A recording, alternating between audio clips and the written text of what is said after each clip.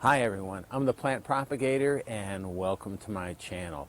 Today it's another beautiful January morning here in Southwest Florida. And what I want to share with you today is just a feature of orchids that you may not be aware of. But that feature is they're tough. Orchids are brutes. And what I mean by that is they can handle a lot of abuse. Orchids have a reputation for being, frilly, dainty. You got to take care of them just right. And there are some things that you have to do with orchids so that they grow optimally. But in general, they can be ignored a lot of the time, and they're tough. The way that you kill orchids is with too much affection, otherwise known as water. So they're really tough plants. They like being a little stressed out. They grow in the wild as just, in most of them, the epiphytic ones, the ones that are attached to trees, they're attached to trees. The roots are mostly exposed, and they're just out there. They're tough. They can survive on just rainwater and a few other things. They're in the shade of the tree, not complete shade, but bright light.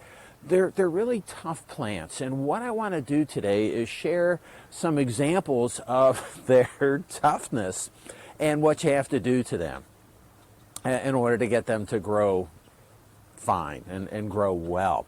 I want to start off with some Dendrobiums, and I want to show the toughness of a couple of different classes. In general, they're tough. I mean, in the wild, let's get back to that. In the wild, you can see that in many cases they'll be growing on trees and they'll be just kind of barely hanging on to the trees, falling off.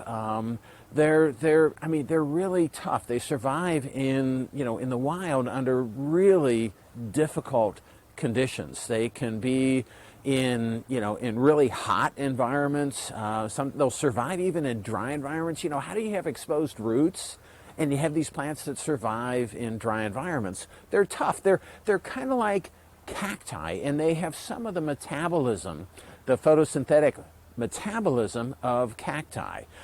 So in certain cases with some of the more succulent orchids, they'll actually breathe at night like cacti do. So they have photosynthetic metabolism similar to cacti, so they share some features.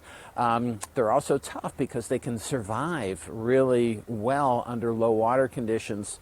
And anyway, back to the toughness. So what I want to share with you is a Dendrobium, and this is a Dendrobium right here that I found out in my yard. I assume that it fell out of one of my trees, and this is a cane growing like this normally, or like this, or who knows what, and it just fell.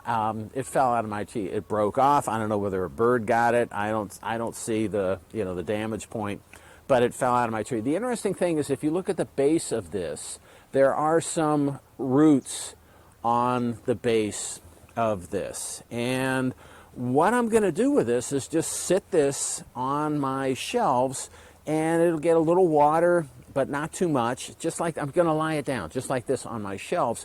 And what'll happen with this probably is you'll get some new canes that'll grow out of these various nodal segments on this cane itself. So I just lay it on a shelf like this. Once I get some roots established, then the roots need to be a little bit more than this. Then the roots need to be anchored to something. So this can be either stuck on a tree trunk or a tree branch, or it can be put in a pot just like this. But for now, I'm just going to let this sit on the shelf and see if the roots grow out.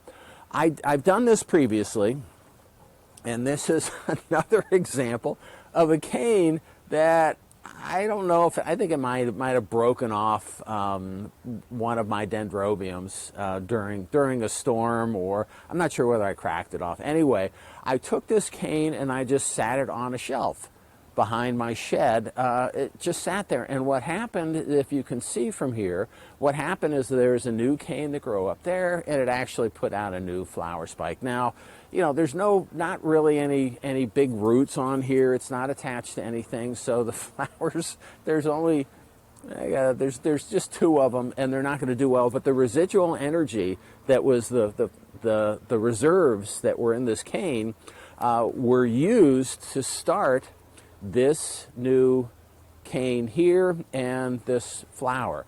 So, but this new cane right here is growing roots. So it's, you know, maybe wait for the roots to grow a little bit longer, but this is ready just to be placed in some potting mix or mounted to a tree. Again, roots, the root side is attached to a tree, and this will grow. This will take off. This will do well. And so what happens is that you can have these orchids that can just be really abused. We're just kind of, it's sitting on a shelf, and they put out new plants, and then those plants have to be treated properly.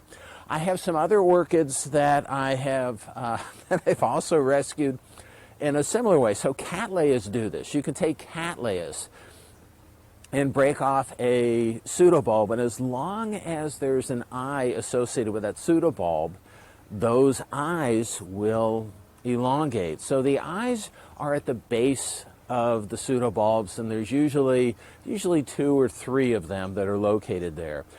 If you break these off and just put them under the right conditions, like on a shelf, water them every few days, the residual energy that's in that pseudobulb will cause the eye to develop. So I want to show you what this looked like. So I have this, and this is got no roots on it. This is actually Momolani Rainbow that was on a tree in my yard, and Hurricane Ian just destroyed a lot of the plant. And I cut the plant apart, and all the roots were rotten, so they weren't going to do any good. So and the canes, even a lot of the canes were rotten. So I just cut the roots off, cleaned it up a little bit, and then shoved this. This is just an empty pot. I just put it like this on my shelves. And then what's happened over the past, I don't know if I have this dated. Yes, I do. Wow, it's been a few months. So this has been sitting here for 2.5 months. But what's happened is one of the I should also say most of the eyes that you could easily see on this were rotten. So there's black spots where the eyes were. But one of the eyes that's further up on this cane right here, and the leaves, you can see the leaves look bad, but one of the eyes that was further up on this cane started to enlarge, and it's going to give me a new plant. So what happens is the eyes kind of enlarge, they develop, the new pseudobulb comes out, and then roots form at the end of this, and then this can be planted. But right now, I mean, look at this. There's nothing. It's been like this for 3 months, 2.5 months, and I'm going to get another plant out of this, and I'm pretty excited about this. A lot of times, what I do is I just have some plants that either parts break off or they get affected in some way, and you can propagate more plants from this like this. The best part of this Momolani Rainbow plant is right here, and this was large enough so that I actually put this in a pot with, there's lava stone on the bottom and leca on top. And what's happened with this, and this had, oh, there, I just saw, there's another eye developing. Yay! Anyway, what happened with this thing is there were no roots on it. It was gone. There's a lot of red pigmentation in the leaves, which in orchids is a stress response. So there was nothing here. I shoved this in the pot. There was actually an eye that was pretty large, that had elongated. It had elongated about 1 inch, and I put this in a pot.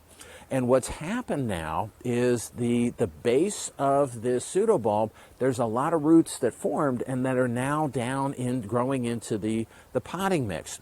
At either side of this eye, at either side of this pseudobulb, there's 2 eyes that are also developing. So this thing is really putting on a surge of growth. And I just noticed today, right now, that there's another eye at the back part of this plant that is elongated. It's about 1/2 inch long. So this thing has, I mean, there were no roots on this thing, and I put it in here. I had to tie it to the hanger because there's nothing to support this plant at all. There were no roots to hold it down. It's tied to the hanger. I'm getting growth, and this is going to be great. Now, the thing is, when you have plants like this, it's going to take a little while. It's going to take a year or two to get another flower out of this because there's nothing there. So there's a recovery period, and you have to deal with that. But these guys, and some orchids are tougher than others, but these guys just do.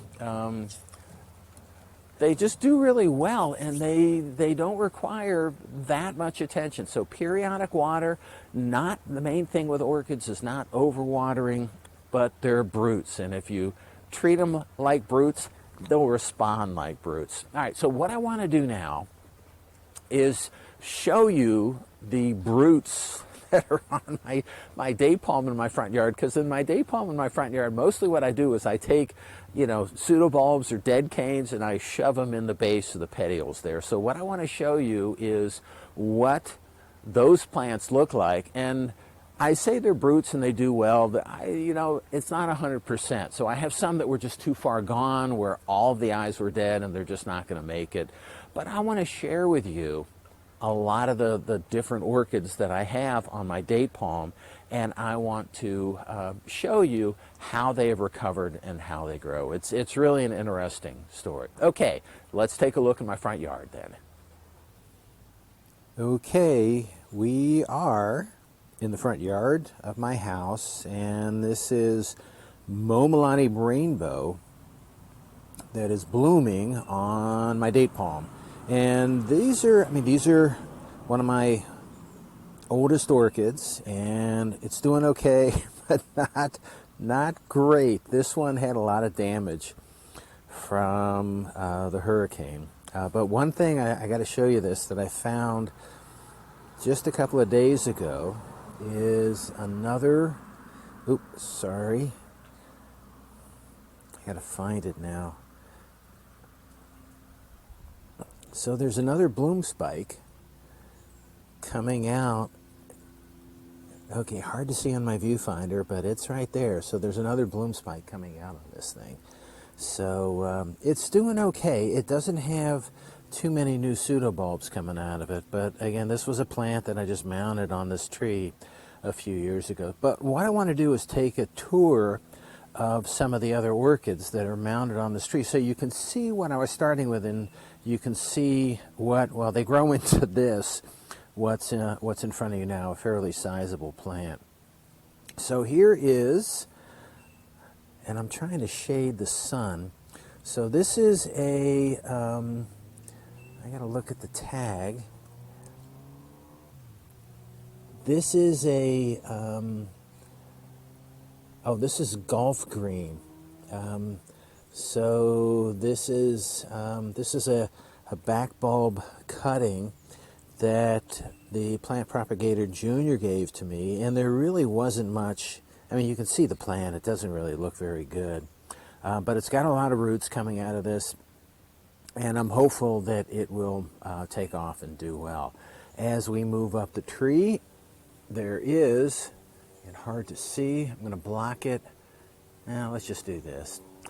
So this is Ports of Paradise, and there was nothing here.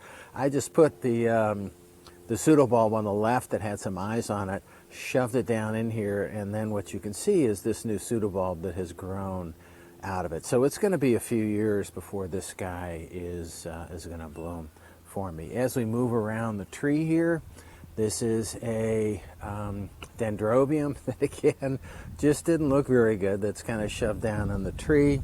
Another Dendrobium here. Another Dens are really easy to propagate.